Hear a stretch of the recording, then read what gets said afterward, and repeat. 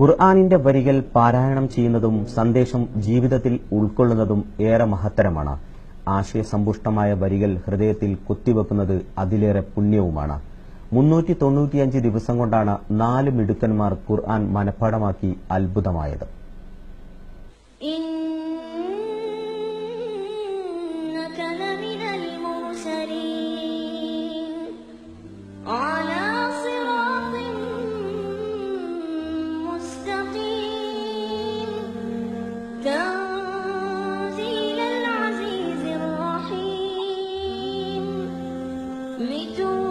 ഇവർ മധുരമുള്ള ഖുർആൻ വരികൾ ആസ്വാദനത്തിന്റെ അലകടലായി പുറത്തേക്കൊഴുക്കുന്നത് ഹൃദയത്തിൽ കോറിയിട്ട പുണ്യസൂക്തങ്ങളുടെ പിൻബലത്തിലാണ്.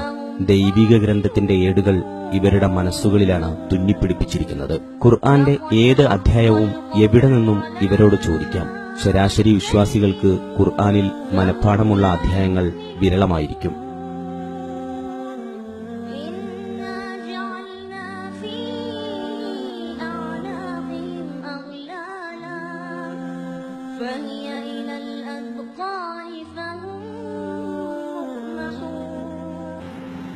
والقانتين والقانتات والصادقين والصادقات والصابرين والصابرات والخاشعين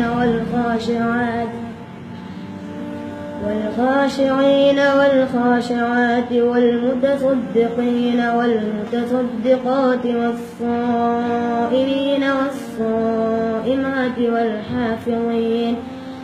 والحافظين فروجهم والحافظات والذاكرين الله كثيرا والذاكرات أعد الله لهم مغفرة وأجرا عظيما.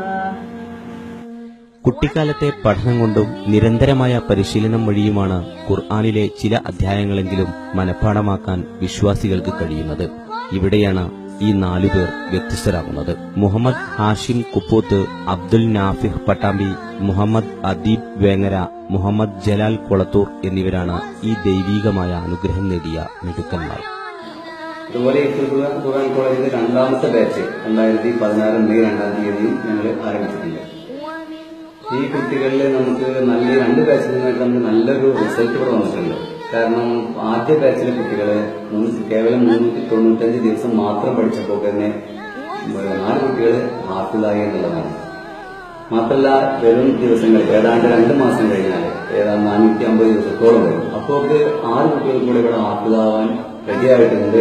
അങ്ങനെ 10 കുട്ടികൾ ആദ്യ ബാച്ചിലെ 1.5 വർഷത്തിനുള്ളിലായിട്ട് ഹാഫിളാവുന്നു എന്നുള്ളത് വളരെ അഭിമാനത്തോടെ നമുക്ക് പറയാൻ പറ്റുന്ന സംഗതിയാണ്.